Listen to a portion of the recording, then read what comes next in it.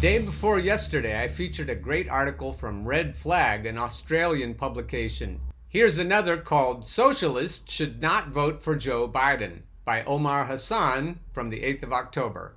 As the U.S. presidential election draws nearer, the pressure to fall in behind Joe Biden grows ever greater.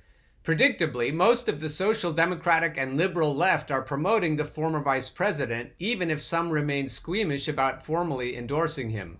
More surprising has been the unprecedented step taken by a number of respected socialists, most notably Dan Labatz, to advocate voting for a man who called on police to shoot Black Lives Matter demonstrators in the leg. In almost every case, the rationale is the same.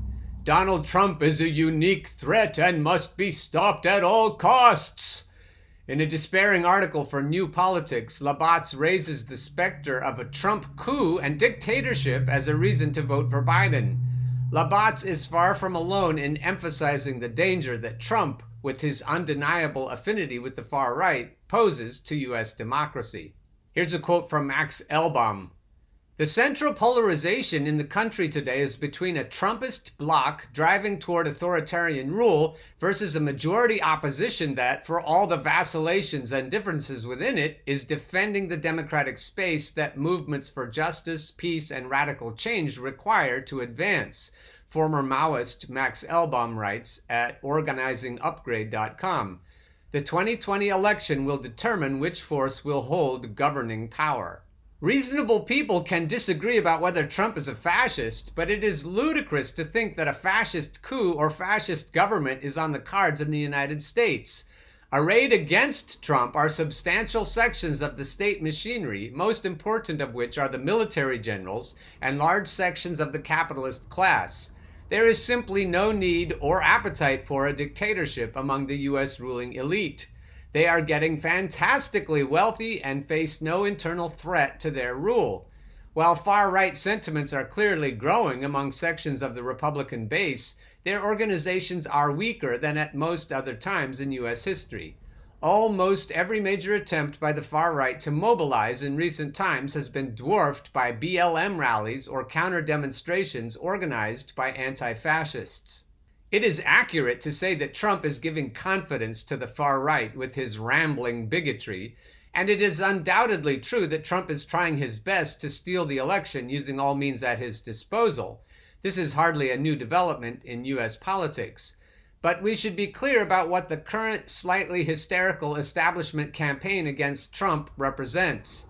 Uniting billionaire bigots such as Mike Bloomberg, hack Republicans such as Anthony Scaramucci, neoconservative national security state warhawks, and upper-middle-class suburbanites, the so-called Never Trump movement, is not a genuine defense of democracy or the rights of black voters, women, migrants, and workers.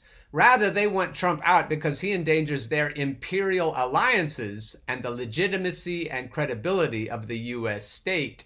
Ding, ding, ding! Even if he's not a fascist, many argue that the Trump administration has been so damaging to workers, minorities, and the left that even a neoliberal Biden administration would be a step forward. This is not borne out by the facts. Trump has killed far fewer people in the Middle East than did Presidents George W. Bush or Barack Obama. He has deported a fraction of the undocumented migrants. Much is made of the stacking of the courts with conservatives, a shift that will undoubtedly have a long-term impact on U.S. society. This is nothing new. Republican legislatures in a number of states have been doing that for decades, undermining the rights of workers, women, LGBTI, and others in the process. And this is me. You should also mention that the Democrats have been complicit in moving the courts to the right. A piece by Stephen Shalom, recently published at Tempest magazine, puts forward a more systematic defense of voting for Biden, arguing that the partisan makeup of state institutions has a significant bearing on the lived experiences of those over which they govern, and that it is therefore preferable to have a lesser evil against which to organize. The piece champions Biden, Hillary Clinton, Obama, and Al Gore against their Republican rivals, but the obvious conclusion is that socialists in the U.S. should support Democrats across the board. For if it is better to have a lesser evil president, then surely it is better to have a lesser evil mayor, governor, district attorney, sheriff, and so on. By the same logic, you could argue that the left should intervene into the Republican primaries to prevent another Trump from emerging victorious. Is Joe Biden really that different from Jeb Bush? But even without reaching that absurd endpoint of Shalom's argument, there are substantial problems with his article. The first is his tendency to put a positive gloss on Democratic Party policies.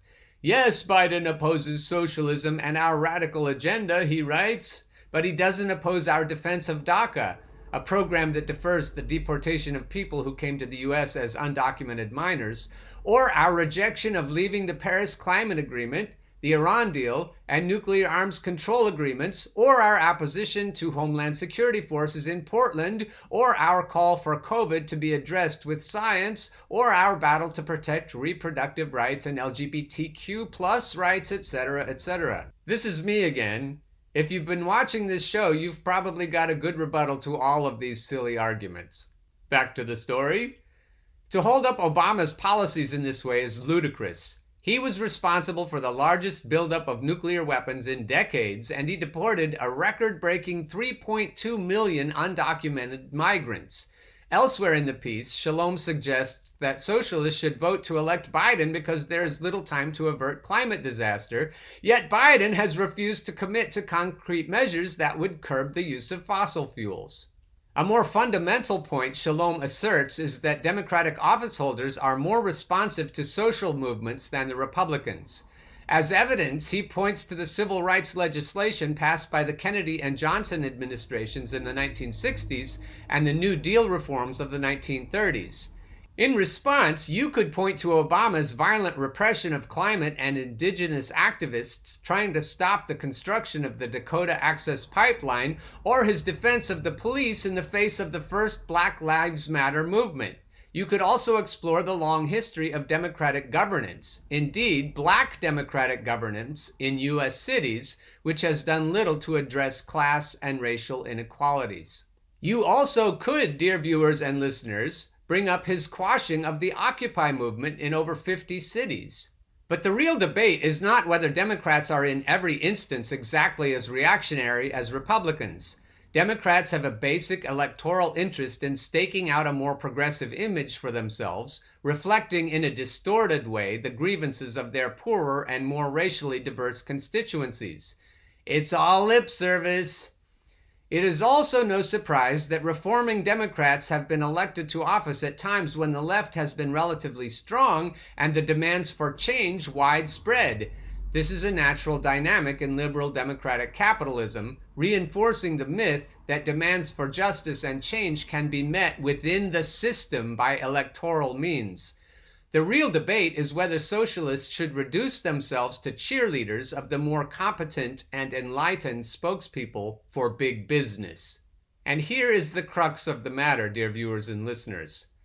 Any real effort to get out the vote necessarily entails exaggerating Trump's strength and minimizing Biden's conservatism. Hence, the proliferation of pieces like Shalom's that downplay the crimes of previous Democratic and even Republican presidents. It also explains recent pieces by Bhaskar Sunkara in The Guardian and Branko Marcetic in Jacobin, which cynically advised the neoliberal Biden on how to wring votes from distrustful millennials, making a mockery of the Democratic Socialists of America's formal position of refusing to endorse Biden.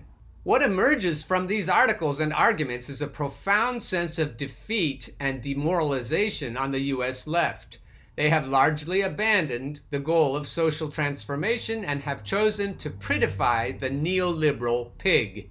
This is me again. It just dawned on me that the other article from the Red Flag was yesterday, not the day before yesterday. The day before yesterday was a debate of sorts between Keaton Weiss and me about this very topic. On my side of the argument, I said in effect that we've been prettifying the neoliberal pig by by refusing to vote shame anyone who votes for the neoliberal pig. Back to the story. Socialists should not accept the lowering of our political horizons in this way. We currently face enormous global economic and health crises, the growing likelihood of imperial conflict between major powers, and the terrifying prospect of climate change. Nothing short of a fundamental transformation of the entire system can resolve these issues. Voting for neoliberals won't lead to meaningful victories on any of these fronts. Nor will a Biden victory save us from the real dangers posed by the far right, which grew substantially during Obama's smooth-talking neoliberal presidency. That's why, Keaton, we don't have time to wait for Movement for a People's Party. In my crystal ball, they're going to turn out just as neoliberal as the current DNC is. We don't have the moral conviction to stop them from becoming what we already have. To conclude the story, Marxists have a different approach to fighting the nihilistic bigotry of fascism and the far right. At its core, this requires mass movements that can popularize an alternative political ethic based on working-class solidarity and anti-racism, and achieve radical transformation of society in the process. That starts by refusing to accept that politics is a choice between two sides of a fundamentally reactionary ruling class. And we'll end with some pithy wisdom nuggets from Caitlin Johnstone. Nothing will fundamentally change. Notes from the edge of the narrative matrix. A propaganda machine that can make people worry about foreign governments while their own government is destroying lives in their own country and all over the world is a propaganda machine that can make people believe anything. Americans are hurt by their own government infinitely more than they are hurt by Russia, China, and Iran. People around the world are hurt by the US government far more than Americans are hurt by their own government. Stop worrying about foreigners, America. It serves only the powerful. Joe Biden. Nothing will fundamentally change. Liberals. This is the most important election of all time. The US government has killed millions and displaced tens of millions just since 9/11. Babbling about how this election has unique importance because the current president will take America down a dark road is going to fall on a lot of deaf ears around the world. It's so dumb how Americans tell me not to talk about the US election.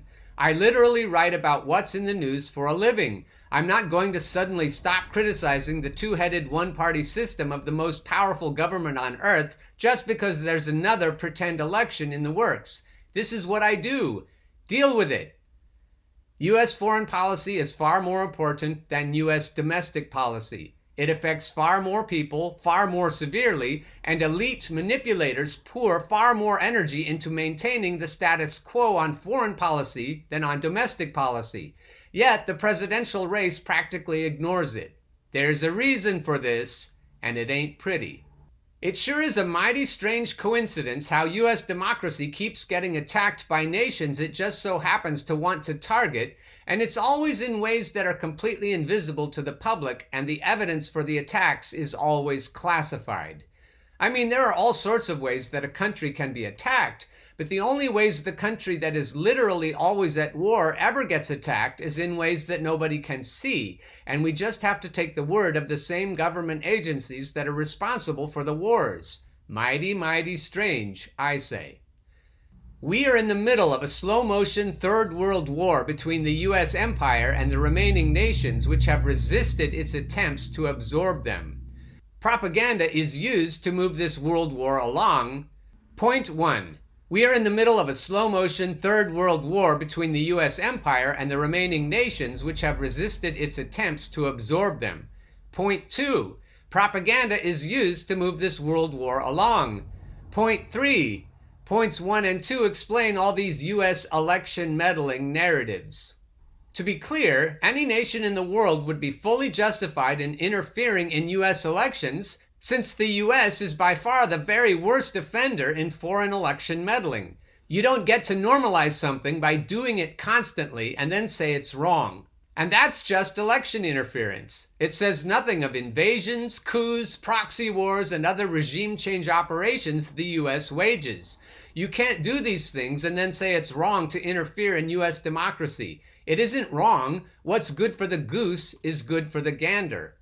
The US uses its military, economic, and cultural might to bully and manipulate the entire world to the point where people in many nations are affected by US politics more than Americans themselves are. It's not valid to interfere like that and then say others can't reciprocate.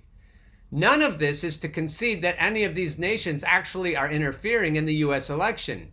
The US government lies about these things constantly and should never be taken on faith about them. But if they did interfere, it would be perfectly legitimate for them to do so.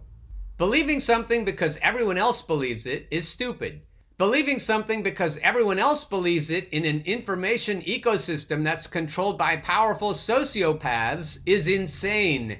If war propaganda stopped working and people realized what the imperial war machine is actually doing, it would immediately become impossible for the military to recruit. I joined the army, Ma! You mean you're going to kill kids for money? How am I supposed to tell people that? Rags to riches stories of people clawing their way to the top from nothing are just the modern day equivalent of fairy tales about peasants discovering they're actually royalty. Wildly improbable fantasies to let the commoners imagine the system could one day work for them too. You are not free if you are not mentally free. A truly sovereign human has liberated their mind from all delusions. Propaganda-generated delusions, culture-generated delusions, ego-generated delusions.